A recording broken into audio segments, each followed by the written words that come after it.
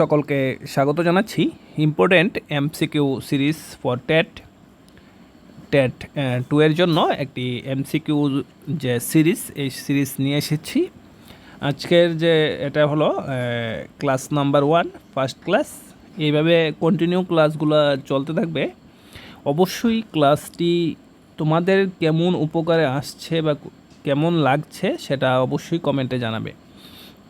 আর TET clear করার বা crack করার একটা মাত্র উপায়, সেটা হলো তোমরা তোমাদের যে টেক্সট বুকগুলো আছে সেই টেক্সট বুকগুলো ভালো করে পড়বে। বইয়ের লিস্ট আমি কিন্তু ভিডিও অলরেডি আপলোড করে রয়েছে, সেখান থেকে তোমরা দেখে নিতে পারো কোন কোন বইগুলি পড়লে তোমাদের উপকারে আসবে। তাহলে প্রথম যে সেই প্রশ্নটি আমরা দেখে নিচ্ছি, সেটা হলো আনাইমুদি এবং দুদা বেট্রা। আনাইমুদি এবং দুদা বেট্রা হলো 1 নম্বরে রয়েছে পর্বত, 2 নম্বরে গিরিপথ, 3 নম্বরে শৃঙ্গ, 4 নম্বরে উপরের কোনোটি নয়। এই যে কিন্তু আনাইমুদি অনেক জায়গায় রয়েছে, আনামুদি এবং দুদা বেট্রা বা ডুডা বেট্রা অনেক জায়গায় রয়েছে। এটা নামটা কিন্তু অনেক জায়গায় তোমাদের চেঞ্জ রয়েছে। তাহলে এর সঠিক আনসার কি হবে? এর সঠিক আনসার হবে শৃঙ্গ, সি নম্বরটি হবে সঠিক উত্তর, শৃঙ্গ। আমরা প্রথমে এটা দেখে নিই, আনামুদি বা আনাইমুদি মালাই পাহাড়ের সর্বোচ্চ শৃঙ্গ। এটি আনাইমালাই পাহাড়ের সর্বোচ্চ শৃঙ্গ। তারপর রয়েছে আনাইমুদির উত্তরে আনাইমালাই পাহাড় অবস্থিত। যে সর্বোচ্চ শৃঙ্গটি রয়েছে সেই সর্বোচ্চ শৃঙ্গের উত্তর দিকে রয়েছে পর্বতমালাটি বা পাহাড়টি। এবং আনামুদি কেরলায় অবস্থিত। কোথায় অবস্থিত? এটি কেরলায় অবস্থিত। তারপর রয়েছে আনামুদি দক্ষিণ ভারতের এভারেস্ট নামেও পরিচিত। এই প্রশ্নটি তোমাদের আসতে পারে পরীক্ষায়, যে দক্ষিণ ভারতের এভারেস্ট নামে কোন পর্বতটি পরিচিত, নিচে অপশনস থাকবে, সেই অনুযায়ী তোমরা আনসার করবে। এগুলো কিন্তু তোমরা নোট ডাউন করে রাখবে। নোট ডাউন করে রাখলে তোমাদের অনেক উপকারে আসবে, তোমাদের অনেক কাজে আসবে। তারপর রয়েছে এর উচ্চতা কত? 2695 মিটার। তারপর রয়েছে এর অর্থ, আনামুদি বা আনাইমুদি এর অর্থ হলো হাতির মাথা। এর অর্থ হাতির মাথা। তারপর রয়েছে আরেকটি যে আমরা পর্বতশৃঙ্গ রয়েছে, সেটার নাম হলো ডুড্ডা বেট্রা বা দুদা বেট্রা, 2637 মিটার উচ্চতা। নীলগিরি পর্বতমালার সর্বোচ্চ শৃঙ্গ। এটা কোন পর্বতমালার সর্বোচ্চ শৃঙ্গ? দুদা বেট্রা। এটা নীলগিরি পর্বতের সর্বোচ্চ শৃঙ্গ। তারপরে রয়েছে চূড়ার চারপাশে একটি বন সংরক্ষিত আছে। এর যে চূড়া রয়েছে এই শৃঙ্গের, চূড়ার চারপাশে কি রয়েছে? বন সংরক্ষিত আছে। ভারতের তামিলনাড়ুর নীলগিরি জেলার উটি কোটাগিরি রোডের এটি অবস্থিত। চূড়াটি সড়ক পথে অ্যাক্সেসযোগ্য, অর্থাৎ সড়ক পথে তোমরা এই চূড়াটিতে যেতে পারবে বা মানুষ যেতে পারে। এটি একটি জনপ্রিয় পর্যটন গন্তব্যে পরিণত হয়েছে। আনামুদি মান্নামালাই এবং মিসাপুলি মালার পরে এটি দক্ষিণ ভারতের 4র্থ সর্বোচ্চ শৃঙ্গ। দক্ষিণ ভারতের প্রথমটা কোনটা? প্রথমটা হলো আনামুদি, যেটা দক্ষিণ ভারতের এভারেস্ট নামও পরিচিত। 2 নম্বর রয়েছে দক্ষিণ ভারতের কোনটা? মান্নামালাই। এগুলো কিন্তু মনে রাখবে। আনামুদি এবং দুদা বেট্রা এগুলো কিন্তু প্রশ্ন এসে গেছে, কিন্তু মান্নামালাই, তারপরে মিসাপুলি মালার এইগুলো কিন্তু প্রশ্ন আসেনি।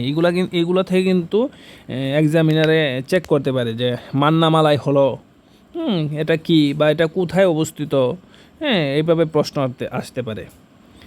তারপরে কাটরাড্ডু, যেটা 2418 মিটার। এবারে হেকুবা হলো 2375 মিটার এবং যেটা রয়েছে কুলকুডি 2439 মিটার হলো উদ্গাম গুল্মের কাছে দুদাবেট্রার রেঞ্জের 3টি চূড়ান্ত এবং ঘনিষ্ঠভাবে সম্পর্কযুক্ত। অর্থাৎ এই যে দুদাবেট্রা রয়েছে সেটার এই 3টা এই দুদাবেট্রা সিঙ্গেরই অংশ। তারপরে নেক্সট যে কোয়েশ্চনটি রয়েছে সেটি হলো ইন্দিরা পয়েন্ট যে দ্বীপের সর্বদক্ষিণাংশে অংশ সেটা হলো একে রয়েছে গ্রেট নিকোবর, বিয়ে রয়েছে কার নিকোবর, 3 রয়েছে নানকৌরি, দিয়ে রয়েছে উপরের কোনোটিই নয়। ইন্দিরা পয়েন্টটা কোন দ্বীপের? তাহলে আমরা দেখে নিই। ইন্দিরা পয়েন্ট, এটা হলো ইন্দিরা পয়েন্ট। ইন্দিরা পয়েন্ট হলো ভারত ইউনিয়নের দক্ষিণতম পয়েন্ট। দক্ষিণতম যে পয়েন্টটি সেই পয়েন্টটি হলো ইন্দিরা পয়েন্ট। এই পয়েন্টের অন্য একটি নাম হলো পিগমেলিয়ন পয়েন্ট। ইন্দিরা পয়েন্ট অন্য একটি নাম, খুব ইম্পর্টেন্স কিন্তু এটা। তারপর এটি 1985 সালে এর নাম পায়। 1985 সালে নামকরণ করা হয় প্রাক্তন ভারতীয় প্রধানমন্ত্রী ইন্দিরা গান্ধীর সম্মানে এর নামকরণ করা হয়েছিল। ইন্দিরা পয়েন্ট গ্রেট নিকোবরের কাছে অবস্থিত। কোথায় অবস্থিত? গ্রেট নিকোবরের কাছে, এবং এটি 6 ডিগ্রি 8 মিনিট নর্থ অক্ষাংশে অবস্থিত।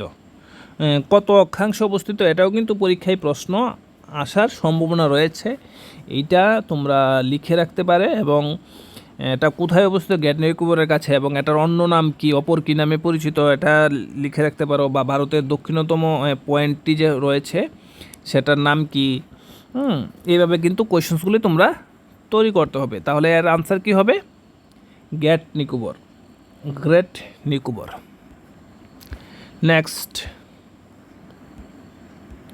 নেক্সট রয়েছে হলদিয়া শিল্পাঞ্চলটি যে শিল্পের জন্য বিখ্যাত সেটি হলো এ রয়েছে ইঞ্জিনিয়ারিং, বি রয়েছে কাগজ, সি রয়েছে চর্ম, ডি রয়েছে উপরের কোনোটিই নয়। তাহলে এর উত্তর আমরা দেখে নিই।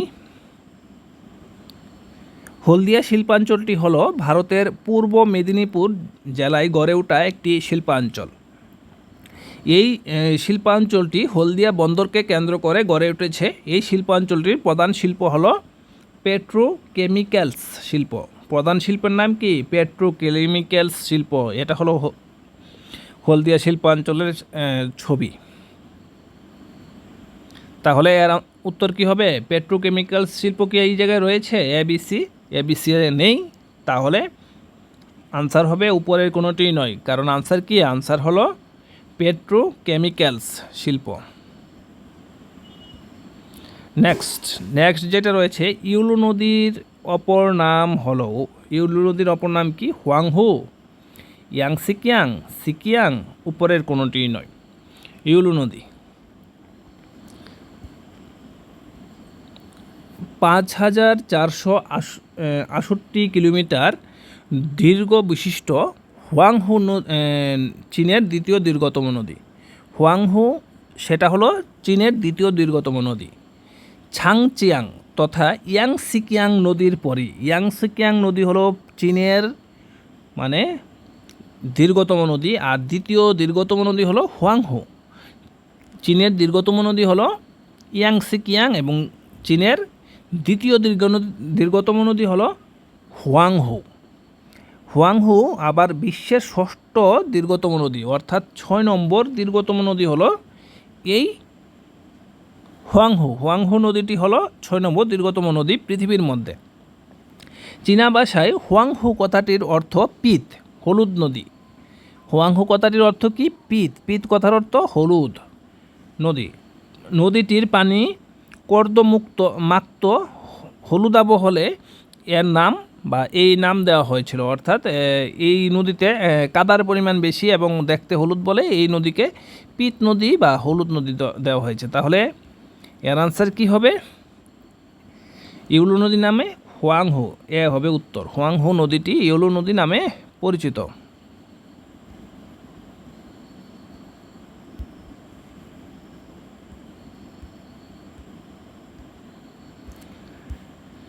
নেক্সট,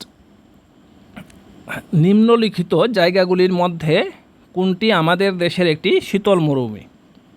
প্রথমে রয়েছে জয়সলমীর, বি এ রয়েছে লাদাখ, সি এ রয়েছে মেঘালয়, ডি এ রয়েছে উপরের কোনোটি নয়। এর উত্তর কি হবে? এটা হলো ছবি। এর উত্তরটি হবে লাদাখ।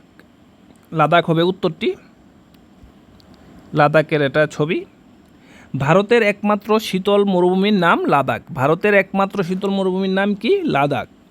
তাহলে একটাই শীতল মরুভূমি ভারতে রয়েছে, সেটা হলো লাদাখ। এটি হিমালয় পর্বতমালার পূর্ব অংশে অবস্থিত। লাদাখের গড় উচ্চতা প্রায় 5000 মিটার, 16,000 ফুট। লাদাখের উচ্চতা কত? 5000 মিটার, এবং এটা হিমালয় পর্বতমালার পূর্ব অংশে অবস্থিত। এই উচ্চতায় তাপমাত্রা শীতকালে -40 ডিগ্রি সেলসিয়াস, -40 ডিগ্রি ফারেনহাইট পর্যন্ত নেমে যেতে পারে। লাদাখের বার্ষিক বৃষ্টিপাত খুব কম। লাদাখের বার্ষিক বৃষ্টিপাত কি পরিমাণ? খুব কম। বার্ষিক বৃষ্টিপাত খুব কম, প্রায় 10 সেমি বার্ষিক বৃষ্টিপাত। এই শুষ্ক পরিবেশ বালি, পাথর এবং নুড়ি দিয়ে গঠিত একটি মরুভূমি পরিবেশ বিরাজ করে। একটা মরুভূমির মতোই এটা রয়েছে, এবং এটা হলো ভারতের শীতলতম মরুভূমি। ভিডিওটি কেমন লেগেছে তোমাদের অবশ্যই জানাবে। ভিডিওটি ভালো লাগলে লাইক করবে, কমেন্ট করবে এরূপ ভিডিওর জন্য, যে ভিডিওটি ভালো হয়েছে, এরূপ ভিডিও আমরা আরও চাই, এই বলে কমেন্ট করবে। এবং চ্যানেল নতুন হলে অবশ্যই সাবস্ক্রাইব করবে, পাশে থাকা অল বেল নোটিফিকেশনটি অন করে দেবে, যাতে ভিডিও আপলোডের সঙ্গে সঙ্গেই তোমাদের কাছে নোটিফিকেশন চলে আসে। ভিডিওটি দেখার জন্য অসংখ্য ধন্যবাদ তোমাদের।